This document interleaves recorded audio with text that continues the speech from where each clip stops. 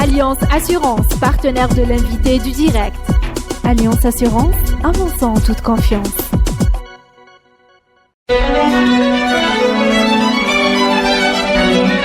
Pour bien s'entendre, il faut bien s'écouter. Rendez-vous sur M, la petite radio du Grand Maghreb.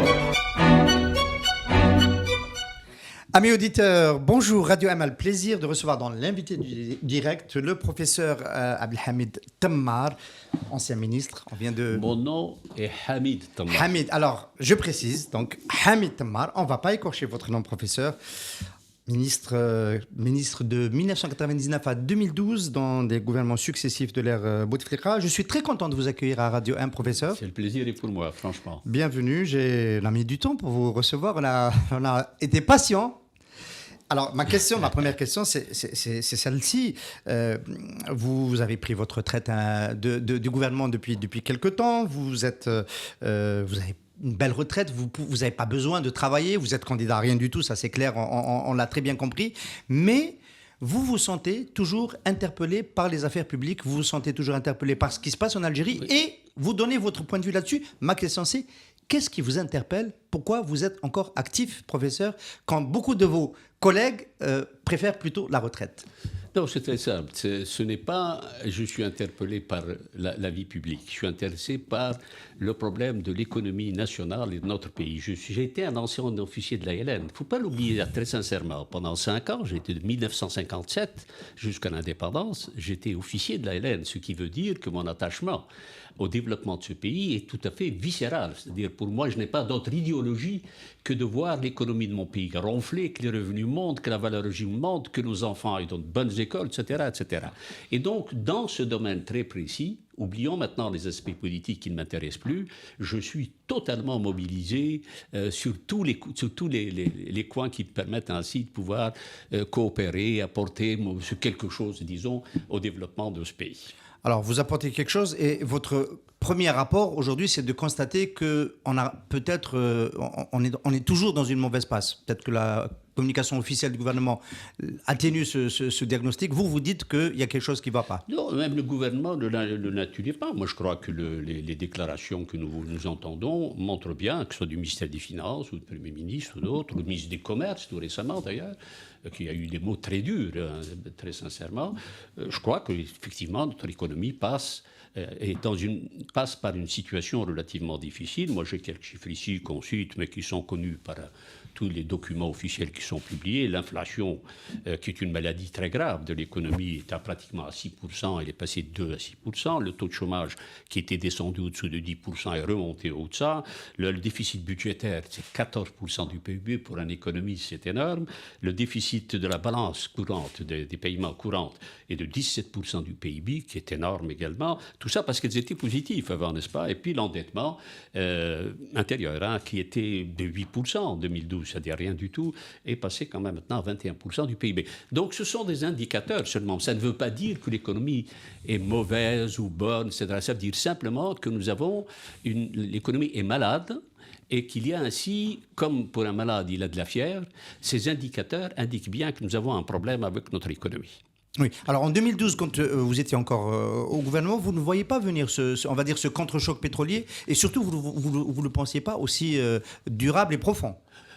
Oui, très sincèrement, je crois que d'une manière générale, toutes les informations que nous avions, et moi-même, en dehors des informations très officielles, évidemment, je suis très branché sur l'information internationale, rien ne laissait prévoir cette plongée terrible des prix du baril du pétrole de ce niveau-là, et surtout pas tellement de ce niveau, parce que, comme je vous disais, le marché du pétrole, les hydrocarbures, est très spéculatif, et on peut passer d'un gros prix à un petit prix, mais c'est la durée, maintenant, où on s'installe, j'ai l'impression, dans une tendance, et cette tendance, c'est ça qui est important.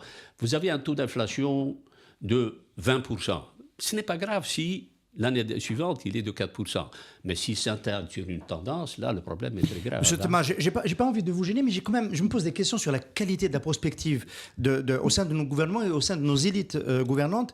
Moi, je sais de M. Ali Hached, je n'ai pas envie de gêner son humilité, mais je sais qu'il y a un rapport qui a été transmis au ministre de l'Énergie de l'époque, M. Chekib Khalil, sur la montée en puissance de la production de pétrole de schiste aux États-Unis dès la fin 2009. Et ce rapport disait qu'il risquait d'avoir un retournement de marché auquel il fallait se préparer parce qu'il allait y avoir une bulle de l'offre. C'est pas arrivé sur les bureaux du gouvernement? Non, enfin, je pense que certainement que peut-être que notre ministre à ce moment-là fait le rapport nécessaire à qui de droit, il n'y a pas de problème. Moi, personnellement, je n'ai jamais été alerté de cette façon-là, très sincèrement. Et j'étais très branché sur les réformes qu'il fallait absolument démarrer, parce que si nous avions nous avions mis en place définitivement et sur la longue durée nos réformes, que le pétrole monte ou ne monte pas, à la limite, c'est tout à fait secondaire. Le drame actuel, ce n'est pas parce que le pétrole est élevé ou pas élevé, c'est que la source essentielle de la valeur ajoutée et de la croissance économique reste le problème du baril du pétrole. Mais si nous avions dépassé cette affaire, et si dans notre valeur ajoutée nationale, le PIB, le pétrole ne représentait que 10%, disons 15% ou 20%, mais qu'il monte ou qu'il descend, ça ne change rien à la crise économique ou à la situation économique que connaîtrait le pays. Vous avez bien compris ça. Est-ce que vous diriez quand même qu'on est dans une situation avec un peu plus d'atouts que lors du précédent contre-choc qui a mis le pays à genoux, celui de 85-86 ? L'Algérie a plus d'atouts aujourd'hui, quand même. Absolument, non.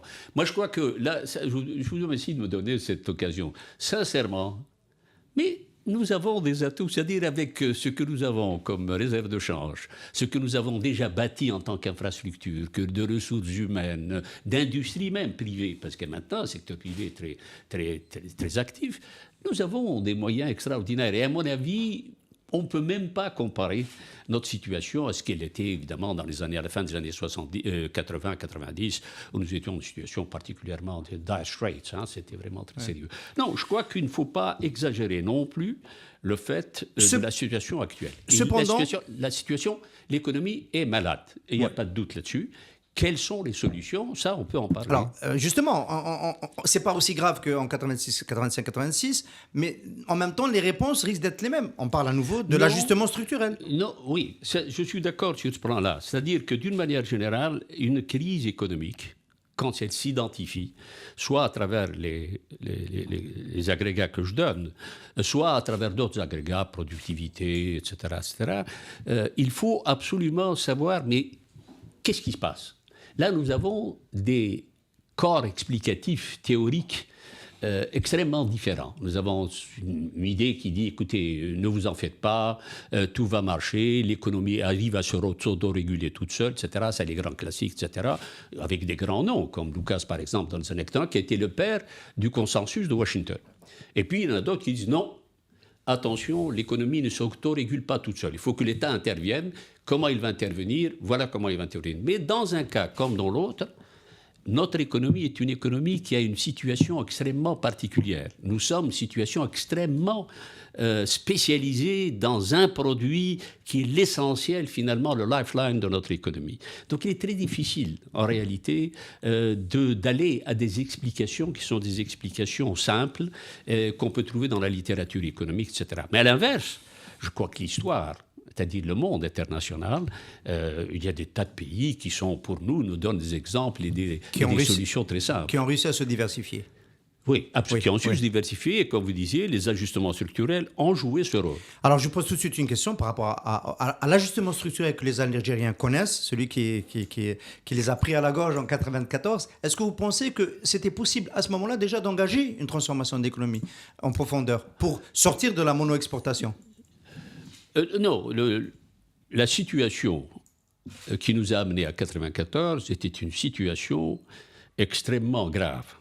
Et nous étions arrivés à un point où l'économie, le pays était en état de cessation de paiement pratiquement. Nous n'arrivions peut-être même pas à payer les fonctionnaires. Donc il est clair qu'à ce moment-là, nous avions besoin d'un souffle. Et surtout, l'endettement vraiment nous a tapé à la gorge. Donc le FMI, le fait d'aller au FMI pour un accord, non pas d'ajustement structurel, mais un accord de stabilisation, j'insiste bien parce que pour les opérationnels, il y a une grande différence entre l'ajustement structurel et l'assainissement. Il y a eu les deux. Hein.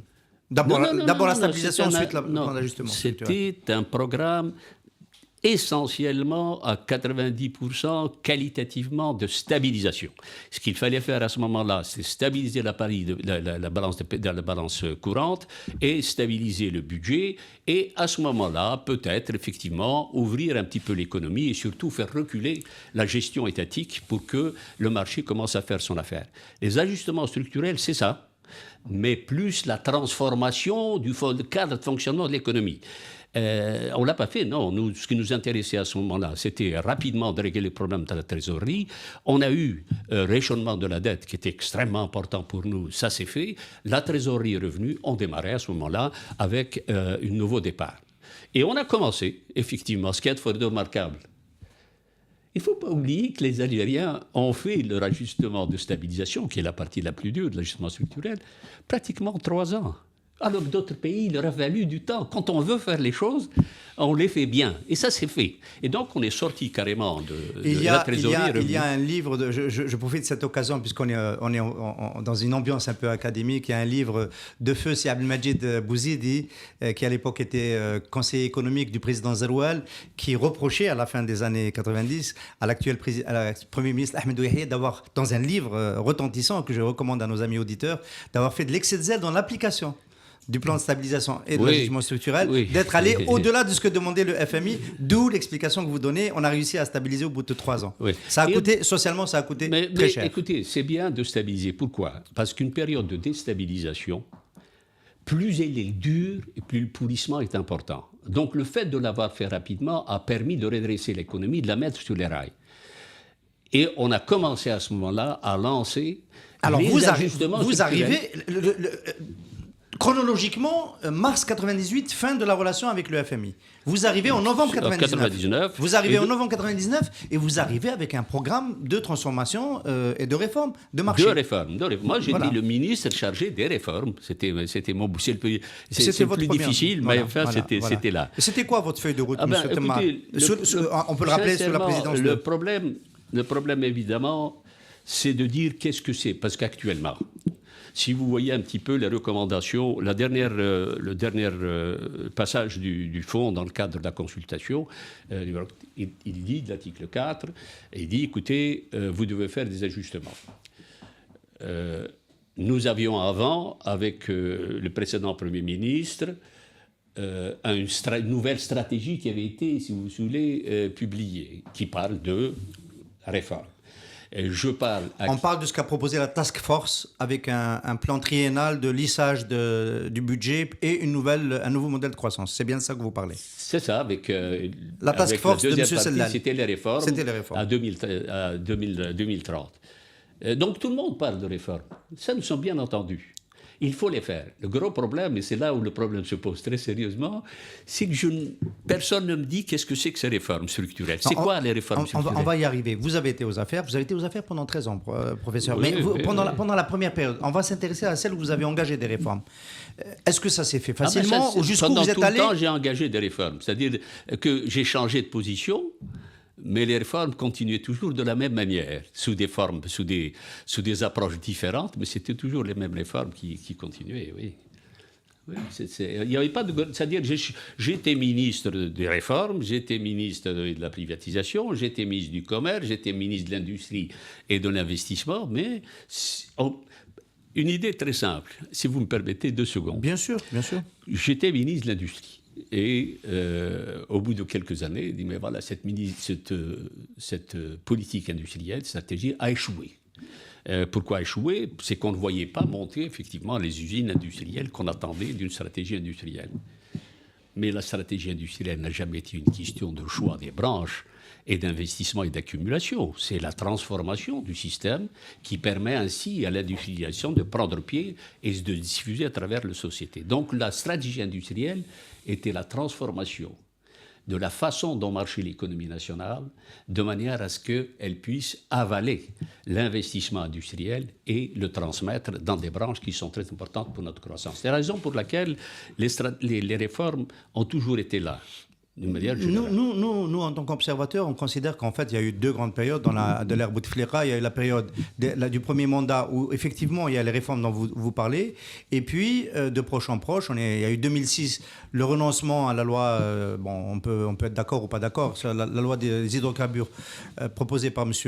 Khalil. Et puis, on a surtout 2008-2009, le renoncement donc à toute la politique d'attractivité du capital étranger, donc l'introduction des 51-49, la nationalisation de Jay-Z, le droit de préemption, etc. Donc on a vraiment... Et puis la stratégie industrielle que vous avez développée en 2008, qui remet l'entreprise publique au cœur de la stratégie. C'était 2008. Non, et donc on a deux grandes périodes. Vous ne pouvez pas considérer qu'il y a une continuité entre les deux. Non, écoutez, les réformes que nous avons engagées à partir de 2002, 2003, mais qui sont vraiment implantées à partir de 2005. On peut les citer. Hein. Oui. Vous avez démonopolisé le secteur. Je vais vous le donner et pour ne pas rester dans... Oui. Voilà. Donc, les réformes économiques sont de deux sortes. Les gens confondent et disent réforme économique. Qu'est-ce que c'est qu'une réforme économique ? La réforme économique, surtout structurelle, s'il faut un ajustement, c'est la transformation du système.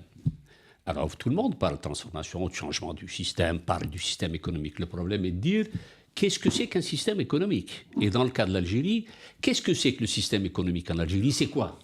C'est ma question en tant que ministre. En tant qu'universitaire, je peux toujours parler de système.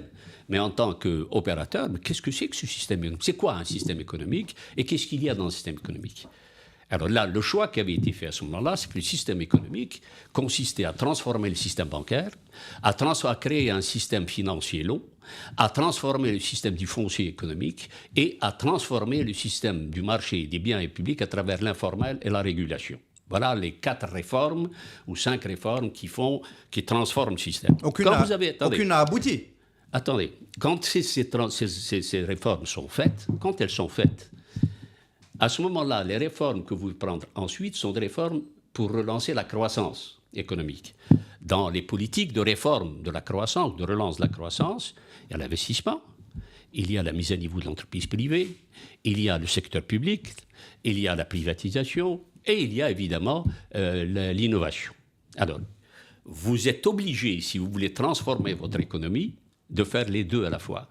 On ne va pas commencer par faire d'abord de la transformation bancaire, avant d'aller aux réformes de relance. Il faut faire les deux parce que l'une aide l'autre d'une manière générale, mais si on les fait d'une manière complète, c'est fait. Ces réformes ont été faites, toutes, je dis bien toutes. On s'est bagarré, entre nous, mais on les a fait toutes. On est bien d'accord que, en ce qui concerne la réforme bancaire, on a démarré, malheureusement, le marché lui-même n'était plus à ce moment-là porteur pour nous. Donc on a bloqué cette affaire. On peut s'arrêter une seconde. Par exemple, la privatisation du CPA qui a été annulée à la dernière minute, vous dites que ce n'est pas la faute de l'Algérie, c'est la faute des subprimes et de la crise aux États-Unis. C'est l'appel d'offres qui n'a pas répondu. Non, c'est sérieux, c'est très sérieux. Enfin, il y avait 6 candidats engagés. Il y avait des banques, la Banque Santander, la Deutsche Bank. Justement, la Banque Santander s'est défaussée à la dernière minute. Mais elle n'était pas seule, il y avait le Crédit Lyonnais, il y avait on voulait vraiment, nous, des stratégies on n'avait pas suffisamment stratégiques pour prendre une décision à ce moment-là. Non, ce n'était pas suffisant. Une banque, c'est sérieux. On doit faire vraiment avec un appel d'offres, disons, une concentration de stratégies, de banques stratégiques suffisantes pour le faire. Deuxièmement, en ce qui concerne... La loi sur la concurrence, on n'a jamais réellement développé, elle n'est pas appliquée. Non, notre loi sur la concurrence est une des meilleures au monde. Comment ça, vous dites ça? Mais il est clair que notre loi sur la concurrence est excellente. Maintenant qu'elle s'applique... Mais l'institution qui doit la piloter n'a jamais été mise en place. Si, elle a été mise en place. Il y avait un conseil de la concurrence. Il y avait... Comment ça? Moi, j'ai eu affaire à eux. Hein. Non. Je crois qu'il y a des choses qui ne sont pas connues suffisamment. Mais ça a été fait. La loi sur la concurrence chez nous est une des meilleures lois auxquelles on peut penser. Maintenant, est-ce qu'elle est appliquée d'une manière correcte, pas correcte? Ça, c'est une autre aventure, une question de gouvernance qu'on peut discuter entre nous. À côté de ça, il est clair que nous avons fait la réforme sur le foncier. On a créé l'ANIREF et on a démarré. Ensuite, ce qui concerne le défaussage concernant la régulation, ça, nous ne sommes pas allés très loin. Nous n'avons même pas pu développer, sur le plan de la régulation, disons, une doctrine vraiment sérieuse. En ce qui concerne l'investissement, tout a été fait. La loi a été faite, le principe de l'investissement était la liberté d'investissement. Vous considérez par exemple que les dossiers qui doivent passer par le CNI, c'est quelque chose de... Attendez, j'y reviens. Bon, si vous voulez que je vous réponde tout de suite. Le problème de l'investissement, quand on parle de l'investissement, il y a deux types d'investissement. Il y a l'investissement qui est un investissement courant. Enfin, quelqu'un qui vient, qui investit chez vous. Et celui qui prétend aux exemptions. Non. La deuxième catégorie, c'est celui-là, il s'en va. La deuxième, il va à la convention, c'est-à-dire il demande pas seulement parce que les exceptions existent toujours, même pour le premier. Il y a un petit chouïa qu'on leur donne pour importer sans payer de droits de douane, etc., etc. Mais le deuxième, ça c'est plus sérieux. Ça, nous sommes en train de parler. Qu'est-ce que vous m'apportez ? Et qu'est-ce que moi, je gagne dans cette affaire. Donc nous allons discuter sérieusement, et c'est une convention qui peut demander jusqu'à 2 ans de discussion de manière générale. C'est pas le temps du marché, hein, monsieur. Vous êtes bien passé pour savoir. 2 ans, c'est pas le temps du marché. Non. Un investissement qui se décide aujourd'hui, il faut discuter 2 ans avec une administration pour savoir si on va signer une convention et bénéficier des contenus de cette convention. C'est tous les porteurs de projets vous disent. Ça dépend. Non, sincèrement, ça dépend du projet. Vous connaissez la concurrence, professeur. Vous savez ce qui se passe, le benchmark avec les autres pays dans le monde, ça ne dure jamais aussi longtemps. Vous connaissez bien l'argument. Les localisations d'investissement. Nous ne sommes pas en train de parler des projets concernant l'agroalimentaire ou bien la chaussure, un truc comme ça. Nous sommes en train de parler, par exemple, de l'aluminium. L'aluminium, ça se négocie très sérieusement et ça demande 2-3 ans pour y arriver. Nous sommes en train de parler de 4 à 5 milliards, pas millions. 4 à 5 milliards de dollars. Et ça demande sérieusement. Lorsque vous parlez d'aluminium, qu'est-ce qu'il va vous créer comme valeur ajoutée ? C'est quoi ? Il va faire ici simplement de la réduction ou bien il va faire également une partie de la transformation en valeur ajoutée ? C'est une toute autre histoire. Et évidemment, là, il faut négocier ferme. Donc, je pense qu'il faut... il y a un certain nombre de choses que j'entends dans la presse, etc.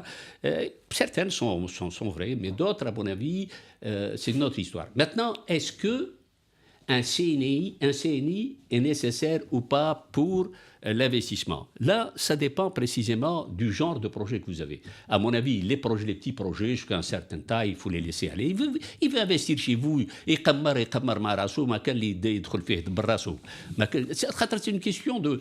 Vous investissez, vous êtes en train de... Est-ce que vous concevez avec moi, M. Temar, que ce pouvoir que détient le CNI ces dernières années est devenu...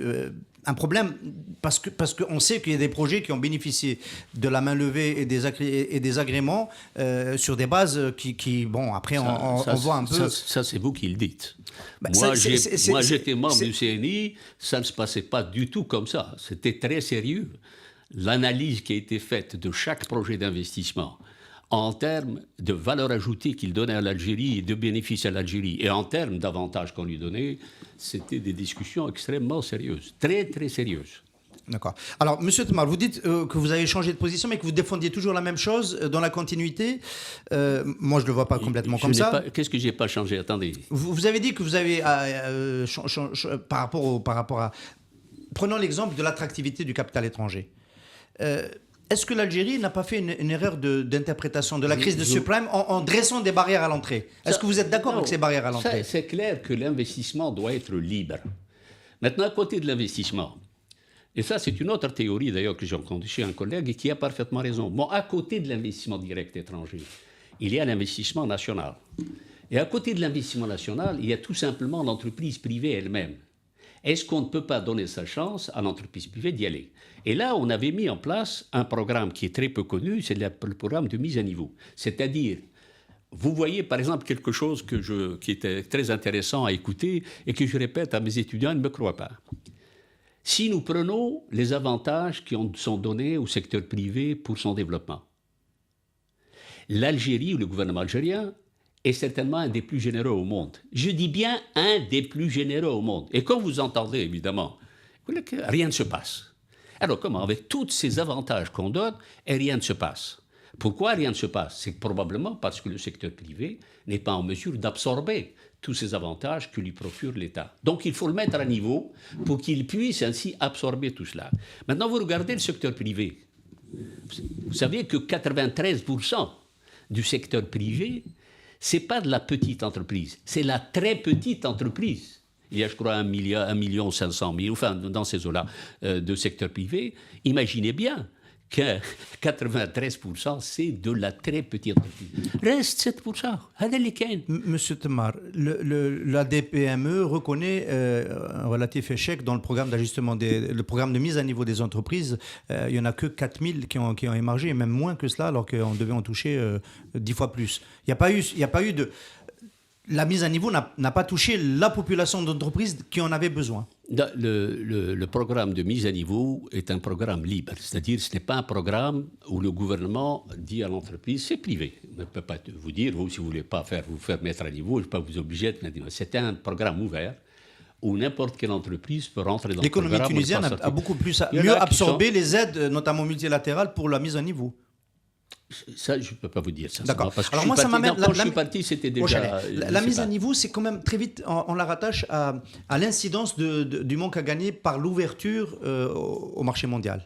Notamment avec l'accord d'association. Les Européens ont prévu un programme d'appui aux entreprises algériennes pour compenser les effets du désarmement tarifaire suite à l'accord de 2002-2003. De l'accord d'association. L'accord d'association, oui. Alors...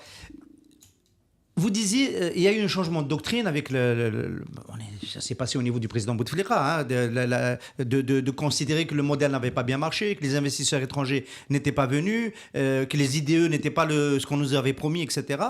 Mais les Européens, qu'est-ce qu'ils nous retorquent depuis quelques années? Ils nous disent, on a fait un accord d'association, ce qui était prévu, c'est qu'on vienne investir chez vous, mais après, vous avez dressé des barrières à l'entrée. Je les ai déjà évoquées, le C51-49, le droit de préemption, etc.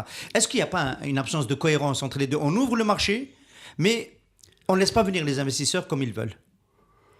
Écoutez, les réformes qui devaient se faire, c'était la promotion de l'investissement. Si l'investissement direct étranger n'arrive pas à percer, pour des raisons ou pour une autre, il y a l'investissement privé qui aurait dû percer. Il ne perce pas. Pourquoi? C'est parce que c'est un problème. Bon, l'investissement direct étranger, ok, je n'ai pas de problème avec ça. Mais l'investissement direct national, où est-il?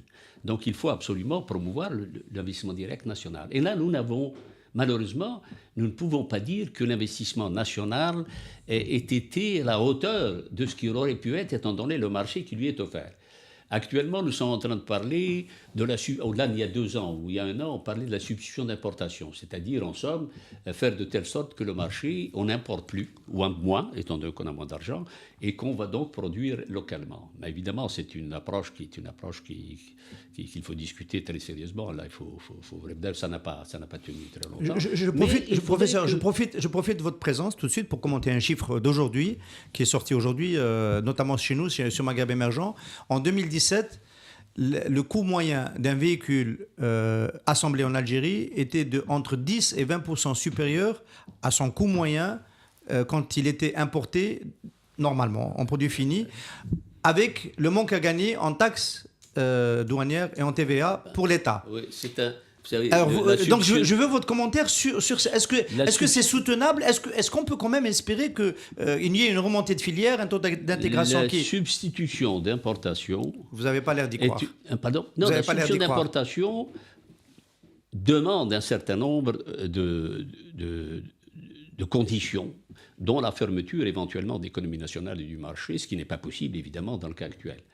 Mais si vous faites la substitution d'importation, alors il faut bien se prendre à l'évidence que la substitution d'importation est un investissement dans le long terme. C'est-à-dire qu'effectivement, là vous perdez, mais petit à petit, l'accumulation de la technologie, la formation des gens, le marché qui est bien alimenté au lieu d'attendre des ruptures de stock, etc., il est là. Donc ces avantages-là, par rapport au coût effectivement de la voiture, est-ce qu'il est supérieur ou pas? Je voudrais quand même que nos économistes fassent ce travail-là, parce que nos économistes sont absents du débat. Hein. Ça, c'est un gros problème.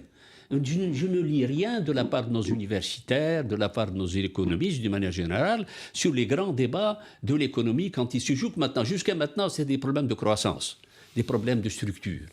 Il n'y a pas grand-chose à dire. Mais maintenant, on entend dans les économies qui est une économie conjoncturelle. Donc, il y a à dire. Mais il faudrait que le débat soit ouvert. Alors, puisqu'on a évoqué une des premières réactions des gouvernements, ça a commencé sous celle-là, ça a continué sous Ahmedou Yahya.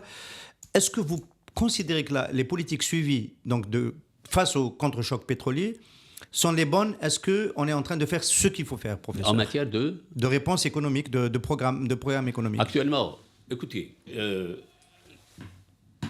je vous ai dit, la situation, on a dévié du problème. Mon idée était très simple. Nous sommes dans une situation où l'économie, l'État, maintenant, est dans l'économie. Et l'ensemble du système économique est tenu par la dépense publique. Il est clair qu'à ce moment-là, si la dépense publique recule, c'est tout le système économique, notamment la croissance, qui risque malheureusement d'avoir de gros problèmes. Alors la décision a été d'aller à la planche à billets, et Meddahi explique bien, la planche à billets pouvait être alimentée en fait par la décote en matière de taux de change. Non, le Meddahi qui l'a expliqué sur ce plateau. Oui, alors d'une manière générale, nous sommes d'accord, nous allons à la planche à billets. C'était nécessaire parce qu'il faut continuer à dépenser, il ne faut pas s'arrêter sur tous les budgets d'équipement et une partie d'ailleurs des subventions aussi. On dit qu'il faut... Non, les subventions sont très importantes. De quelles subventions on parle, c'est une autre histoire. Mais si vous ne faites que de la planche à billets, les risques sont importants du point de vue de l'inflation, etc. Donc vous êtes obligé d'aller vers les réformes économiques. Donc, à mon avis, le conseil que je donnerais, faire des réformes économiques, ça demande du temps. Ça demande du temps. Or, nous sommes dans une situation où on n'a pas de temps. Il s'agit de 5 ans au maximum, et le discours du chef de l'État, du Premier ministre était très clair.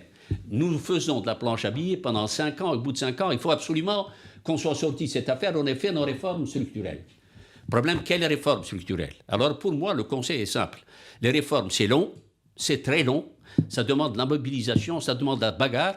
Or, nous avons déjà des réformes. Elles ont été faites depuis 2002 jusqu'à 2008. Toutes ces réformes touchent systématiquement le système bancaire, le marché du foncier, l'investissement, la mise à niveau, le secteur public. Le moins cher et le plus rapide, c'est de reprendre ces réformes parce qu'elles sont dans nos lois. C'est pas je parle, il faut faire. Non, c'est fait. Il y a des lois, et ces lois ont été confirmées par des décrets d'application, les décrets d'application par des arrêtés d'application, j'en ai pris moi-même pas mal. Il suffit, à mon avis, le moins cher, c'est de revenir à ces réformes, d'en faire l'évaluation, parce que la situation a beaucoup changé, évidemment, et une fois qu'on a fait l'évaluation, on démarre à ce moment-là la mise en œuvre de ces réformes. Parce que sans les réformes, je répète bien, toutes ces politiques macroéconomiques qui consistent à dire il faut que les importations baissent, il faut que le budget de l'État soit rétabli, il faut que le taux de change soit déprécié. Toutes ces politiques-là sont de bonnes politiques, il faut les faire. Mais elles ne donneront rien du tout. Vous ne donneront rien. Les politiques macro ne peuvent avoir d'effet que si votre système économique est en mesure de les recevoir. Et ça, notre système économique à l'heure actuelle ne peut recevoir et mettre à profit ces politiques que s'il est réformé. C'est la raison pour laquelle, sans les réformes économiques qui ont déjà été faites, qu'il suffit de reprendre, sincèrement, très rapidement, corriger, évidemment, jeter, etc. Sans ces réformes, toutes les politiques macroéconomiques préconisées à l'heure actuelle n'iront pas loin. Ça, je le répète en tant que technicien de l'économie. Professeur Temar, vous êtes en train de nous dire que le gouvernement Ahmed Ouihé n'a encore engagé aucune réforme économique? Ah, j'en sais rien. C'est ce que j'ai compris. Vous dites qu'il faut les... Dans mon raisonnement à moi... Est-ce que vous pensez que le gouvernement... Ma question, c'était est-ce que le gouvernement est dans la bonne direction? Vous avez dit, il mène une politique macroéconomique qui est nécessaire, mais qui n'est pas suffisante. Il faut rapidement, en même temps, engager des réformes économiques. Ma question, c'est est-ce que vous considérez qu'il ne les a pas encore engagés? J'en sais rien. Mais sincèrement, moi, je ne suis pas ministre. Moi, je suis un observateur. Vous êtes certainement mieux informé que moi. Alors, je vais vous poser... Votre question, est-ce que le gouvernement a bien orienté? Je vous réponds, j'ai un Premier ministre qui affirme et qui a fait une déclaration, disons, je fais mes réformes, je vais à la planche à billets et je fais mes réformes. C'est tout ce que je peux dire. Ça, c'est bon. Alors, on va les prendre une par une, ces réformes. On va les prendre une. Réduire le périmètre du secteur public économique pour à la fois renflouer le trésor public, les cessions d'actifs publics, et pour remettre du dynamisme du privé. Vous considérez que c'est une bonne ou une mauvaise réforme? Non, il faut absolument redéployer le secteur public. Redéployer, donc reprendre les privatisations.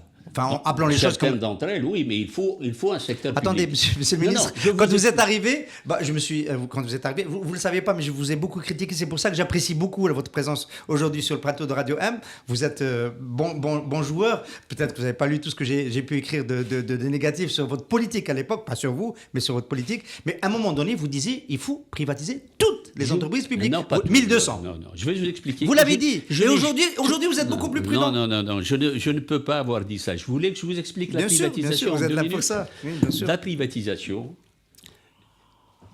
Il y a l'idéologie dans l'imbrication. Ou bien l'entreprise fait de la valeur ajoutée, et c'est un grand mot, la valeur ajoutée, ça veut dire simplement qu'elle fait du revenu, et qu'elle vend, et qu'elle achète, et qu'elle vit.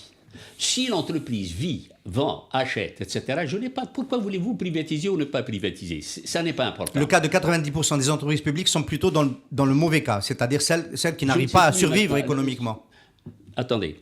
Donc, les entreprises publiques doivent faire de la valeur ajoutée. Pas de problème. Maintenant, si nous reprenons le PIB, le secteur privé domine le secteur industriel, le secteur des activités économiques pratiquement à 75%. Mais si vous avez dans le secteur industriel seulement, c'est le secteur public qui domine à 75 ou 80%. Et quand vous regardez cette domination, elle est où? Elle est dans les industries sidérurgiques, mécaniques, les IMMC. Donc, le secteur privé n'est pas dans des industries qui sont pour nous, pour la croissance économique, d'une extrême importance. Le secteur privé n'ira pas dans ces... Il y a quelqu'un qui aurait pu y être, qui est empêché par l'État. Tout à l'heure, on parlait des entraves à l'investissement, c'est le groupe Cévital. J'en sais rien. Non, ça, c'est une autre affaire. Ne me poussez pas dans ces histoires-là. Non, vous disiez, il faut soutenir. C'est votre affaire. Et c'est votre opinion, ça n'est pas... Vous pensez que c'est pas un mauvais signal pour le doing business? Non, quel rapport avec doing business? Pour investir, la liberté d'investir. C'est le problème de l'État. Vous y tenez. Le problème, je vous dis, le secteur privé, secteur public, dans l'industrie est majoritaire dans des industries qui sont nécessaires pour la croissance économique. C'est l'héritage. Le secteur privé ne viendra pas, ou très peu. L'international ne viendra pas. Qu'est-ce qui reste? C'est l'État. Et donc, si l'État doit rester dans ce secteur-là, je n'ai rien contre le fait qu'il soit perdant. Parce que l'essentiel, c'est de les maintenir en vie pour assurer la croissance et la transmission de la valeur ajoutée en aval et en amont. Donc, le problème... Le Hadjar, SNVI, vous pensez que c'est des activités sur lesquelles la gestion publique doit se poursuivre? Ça, c'est à voir. J'en sais rien. Sincèrement, Attendez, oui. D'habitude, vous avez des avis un peu plus tranchés, quand même. Non, moi, j'avais été celui qui avait fait la privatisation de Hadjar. C'est clair, non? Oui. Donc, je ne me défausse pas. Le problème est qu'à ce moment-là, Hadjar était dans une situation telle que la BEA, qui était sa banque, elle-même était menacée d'avoir des problèmes. C'est encore le cas. À ce moment-là, la BEA est très engagée sur le Hadjar. À ce moment-là, le baril de pétrole ne valait pas 100. Nous étions loin du compte. Donc l'État ne pouvait pas mettre d'argent là-dessus. Et le Hadjar, c'était 8 000 ou 10 000 ou je ne sais pas combien de travailleurs. On allait lâcher les 10 000. Donc il fallait absolument donc vous comprenez la prudence. Donc de ce que je vous comprends, vous dites il faut faire des réformes, mais sur les privatisations, il faut aller très lentement, prudemment. Il faut maintenir un secteur industriel qui serait public parce que la croissance économique en dépend et le privé n'ira pas à ce secteur-là. Je le sais, parce qu'ils n'ont pas ils veulent gagner de l'argent rapidement, etc., ce qui est tout à fait normal pour un privé. Hein. Je ne suis pas en train de les condamner. Si j'avais de l'argent, je ferais exactement la même chose. Mais d'une manière générale, le secteur industriel dur, il faut qu'il reste avec nous. Très bien. Qui va le faire? Très bien. Moi, il me semble qu'il n'y a que l'État. Ça, c'est un premier volet. Autre front des réformes qui est aussi dans l'actualité la plus brûlante, ce sont les subventions. Vous en avez dit un mot.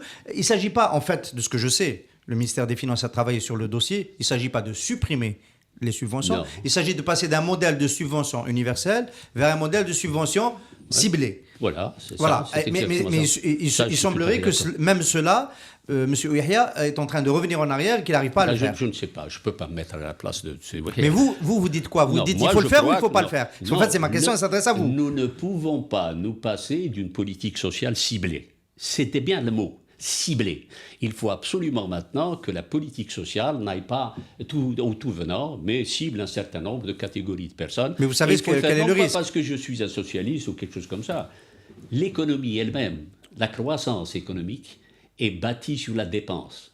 Si vous ne donnez pas du pouvoir d'achat à certaines personnes pour dépenser, votre croissance économique est menacée. Donc, il faut aller... Mais là, on parle de gaspillage. On parle pas de... On parle de gaspillage. Par exemple, pour le pain, pour le carburant, pour l'électricité, les Algériens sont réputés... Enfin, je cite... Ils sont réputés être...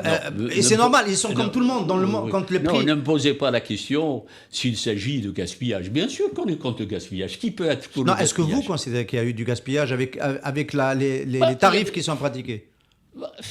La solidarité sociale auquel on était condamnés Et étant donné les moyens dont nous disposions, rien ne me posait de problème à ce moment-là. C'est-à-dire qu'à ce moment-là, ce qu'il fallait faire, s'il fallait encore donner du pouvoir d'achat aux Algériens, il faut leur donner. من حد كان الفلوس أعطيلهم، علاش ما تعطيلهمش؟ أعطيلهم الفلوس ماشي نتاعك، نتاعنا كاع. Mais il faut faire les réformes. Parce que si on fait les réformes, petit à petit, toutes ces subventions vont devenir petites.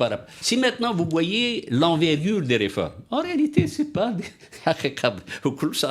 en pourcentage PIB, c'est pas quelque chose d'énorme. Le problème, comme vous dites, c'est le gaspillage. Alors, s'il faut du gaspillage, il faut absolument maintenant que le gouvernement s'engage, évidemment, à veiller à ce qu'il n'y ait pas de gaspillage. Monsieur Temal, pour avoir échangé un peu avec vous sur ce sujet, vous dites... j'ai été pendant 22 ans aux Nations Unies, j'ai vu comment les pays autour de nous ont réussi leur développement, leur diversification. Il y a des modèles dans les pays du Sud qui ont émergé, qu'on devrait observer. Grâce aux réformes. Grâce aux réformes. Et que je cite, parce que les réformes que je vous cite ne sont pas des réformes que j'ai inventées. Voilà, ce sont ces réformes-là qui ont été faites. Et vous dites en même temps qu'il y a un cas spécifique en Algérie, il y a une difficulté, c'est l'histoire nationale. C'est la plateforme de Tripoli, c'est le consensus autour de la solidarité nationale, etc., qui est une pesanteur qui ne permet pas, qui est une pesanteur qui n'est pas exprimée toujours, qui ne permet pas d'aller peut-être dans cette direction. On ne peut pas oublier que nous sommes nés de la guerre de libération. Pendant la colonisation française était très dure. Hein. Vous savez, 80% de la population algérienne était jetée là où il ne fallait pas qu'elle soit. Donc il est tout à fait naturel, lorsqu'il y a des moyens, que le peuple en algérien en profite pleinement, dans la limite de ses moyens.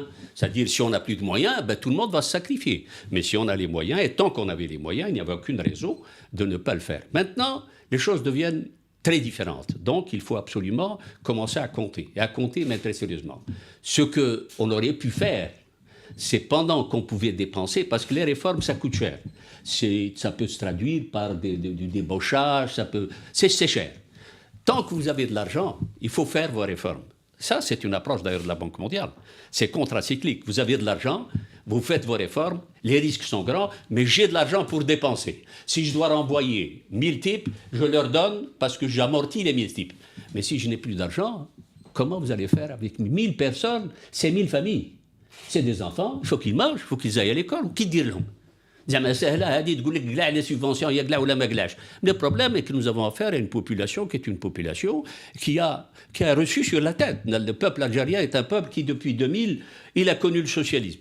Grâce au socialisme, j'ai les islamistes, j'ai la mise à niveau, le programme du FMI, le FMI. Alors, donc, d'une manière générale, il est tout à fait normal, parce que nous n'avons pas un long fleuve tranquille. Le peuple algérien n'est pas passé par un long fleuve tranquille. C'est pas le Maroc. Hein, Monsieur Temal, nous avons une population d'une très grande fragilité. Qu'est-ce que vous répondez? Quand vous dites ça, je vous écoute bien. Hein. Qu'est-ce que vous répondez aux critiques qui disent que, en fait, le programme du président Bouteflika de réforme du début des années 2000, c'était pas sa conviction, c'était parce qu'il n'y avait pas d'argent. Vous venez de le rappeler en disant, quand vous êtes arrivé aux affaires, le prix du pétrole était bas, il était à $19. Et donc vous avez fait des réformes parce que la nécessité est l'objet. Mais dès qu'il y a eu beaucoup de fric à partir de 2006-2007, vous êtes en fait revenu à votre conviction réelle, c'est celle de respecter un consensus dont on dit finalement que c'est un consensus pour rester au pouvoir. C'est pas un consensus pour préparer l'avenir. Vous êtes en train de me faire dire des choses. Non, je rappelle. Arrêtez ces histoires-là, pouvoir. Mais pourquoi vous avez renoncé aux réformes? Pourquoi vous avez renoncé au pouvoir? Non, le problème, c'est que simplement, quand on a beaucoup d'argent, la nécessité des réformes ne devenait pas aussi importante lorsqu'il faut faire des réformes. C'est tout. Mais le problème n'a rien à voir à dire pouvoir se maintenir. Mais ça permet, vous êtes d'accord pour dire que ça permet de dépenser beaucoup. En 2011, par exemple, l'accélération... Si vous m'aviez invité pour me faire dire des choses pareilles, non, professeur, professeur, je suis en train d'essayer de comprendre pourquoi ces réformes que vous avez commencées, que vous avez engagées, à un moment donné... Il y avait trop d'argent. La nécessité, le caractère impératif nécessaire, c'est décontracté petit à petit. Maintenant que nous y sommes, le caractère revient. Mais et ça, donc ma question, tous les pays sont passés par là. Non, mais ma question c'est, quand on est convaincu que c'est cette orientation pour diversifier l'économie, pour bâtir une économie moderne, pourquoi on renonce parce qu'il y a un peu plus d'argent? On dit qu'on a le temps de pouvoir le faire. Donc on a de l'argent, on a le temps de le faire. Et puis on le fera quand ce sera nécessaire. C'est aussi simple que ça. Vous pensez que c'est encore possible aujourd'hui de le faire à l'aise? On le fera. Ça, on est obligé de le faire. Attendez, monsieur Benachnou, à la même place que vous, a dit tout le monde sait quelles sont les réformes qu'il faut faire, tout le monde sait qu'elles ne se feront pas. Elles se feront objectivement. C'est-à-dire, l'économie nationale est arrivée à un point où, pour pouvoir redémarrer, est obligée d'aller aux réformes. Est-ce que je peux me permettre d'en douter? Je vais vous poser, je vais dire pourquoi. C'est votre droit. Je vais vous dire. Est-ce que je peux me permettre d'en douter? Il y a des pressions de nos partenaires économiques pour relancer l'investissement étranger en Algérie en supprimant le 51-49. Ça, c'est pas fait. Il y a des pressions pour réduire le périmètre des actifs publics, privatisation. Ça, c'est pas fait. Il y a des pressions pour alléger le budget de l'État en changeant le système de subvention. Ça, c'est pas fait. Bon, je vous pose directement la question. Est-ce que le président Bouteflika n'est pas viscéralement attaché à ce modèle-là? Il ne veut pas le changer et il ne le changera pas. Crise ou pas crise? Écoutez, non, je vous pose la question. Je ne la pose pas à quelqu'un d'autre, je la pose à Hamid Tammar. Parce que vous avez... Posez-moi la question d'une autre manière. Oui. قول لي سي حامد واش انت تثق ولا ما تثقش في الاصلاحات؟ وانا نرد عليك نطيح في الاصلاحات. واحد اخر ما ندخل في حاجته ما نعرف واش يخمم ولا ما يخممش. سي با مون بروبليم. مون بروبليم ا موا سي موا. Moi, je crois, mais si je crois parce que, par sentiment, d'abord, j'y crois parce que je crois dans ce pays-là. Il n'y a pas de problème. Il faut les réformes. Deuxièmement, en tant qu'économiste, il est impossible de faire de la croissance économique et de la valeur ajoutée sans réformer le système économique tel qu'il est actuel. Et ça demande des réformes. Et ces réformes, je vous ai citées. Il faut absolument réformer le secteur bancaire. Il faut absolument aller à un marché financier long. Il faut absolument réformer le marché foncier. Il faut absolument réformer le système d'investissement. Il faut renforcer la mise à niveau de l'entreprise privée. Il faut renforcer le problème de l'innovation. Il faut renforcer, comme vous dites, le périmètre du secteur public. Voilà. Ce sont ces réformes-là, elles doivent se faire. Toute politique macroéconomique qui se suffit à garantir l'équilibre macroéconomique ne donneront rien du tout. C'est aussi simple que ça. Je vous donne maintenant mon opinion de professeur d'économie et d'expert. Sur quoi il n'y a pas de problème, on est d'accord. Je vous pose quand même une dernière question, parce que vous êtes, Hamid Tammar, vous avez été officier de l'ALN, vous l'avez rappelé, de 57 à 62, vous avez été proche de Abdelaziz Bouteflika, vous avez été son ministre pendant 13 ans. Est-ce que vous avez encore l'oreille du président quand vous soutenez ce discours-là? Est-ce qu'il y a des chances qu'il vous écoute? Non, parce que c'est pour savoir si ça se fera ou pas. Vous me demandez mon avis. انا نعطيك لافي تاعي بوانت على لين ما تزيدش تقول لي واش بريزيدون ولاش تدخل البريزيدون في القضيه. تهضر معايا انايا تهضر معايا سقسيني انايا نقول لك واش كاين انايا. C'est pour avoir une idée, je suis journaliste, et à des auditeurs, c'est pour avoir une idée sur les chances que ce que vous soutenez finisse par être appliqué par le gouvernement Ouihia, parce qu'on sait que ce n'est pas le gouvernement Ouihia qui décide. Je ne suis plus membre du gouvernement, je ne fais plus de politique. Mais vous avez un avis qui... Mon avis de professeur, je vous l'ai donné. Il faut faire les réformes. Mais ce n'est pas un avis, je veux bien et j'ai fait l'ALM, ça n'a rien à voir. En tant qu'économiste, والله العظيم وما نصلحوا النظام الاقتصادي هذه ما نخرجوش من الويل. Donc nous sommes dans l'obligation de faire ces réformes. Et la seule façon de s'en sortir, c'est de revenir aux réformes parce qu'on les a déjà discutées ودبزنا بيناتنا وراهم عندك راهم هنا. إلا راهم هنا نشوفوا اللي يصلحوا اللي نرميوهم ونشوفوا إذا كان تقدموا ولا ما تقدموش. C'est aussi simple que ça. Je pense que je vous ai répondu. Non, absolument. Si on n'arrive pas à le faire par nous-mêmes, vous pensez que le FMI va revenir nous l'imposer? Vous le redoutez? J'en sais rien, sincèrement. On a encore 97 milliards de réserves de change. Là, c'est pour ça que je vous dis, les gens ont l'air de croire que nous sommes le dos au mur comme dans la fin des années 80. Pas du tout. Nous sommes dans une situation très différente. Nous avons maintenant des atouts qui sont des atouts très sérieux. Il faut les utiliser. Il faut les utiliser, il ne faut pas perdre de temps à les utiliser. La meilleure manière de les utiliser, c'est de continuer les politiques macro que nous sommes en train de faire, que le gouvernement a lancé, il faut le faire. Mais les résultats ne seront pas là si on ne change pas le système par des réformes. Voilà ma réponse. Elle est très claire, monsieur Tammar. Merci beaucoup d'avoir été notre invité aujourd'hui. Avec plaisir, au contraire, avec plaisir. Alliance Assurance, partenaire de l'invité du direct. Alliance Assurance, avançons en toute confiance.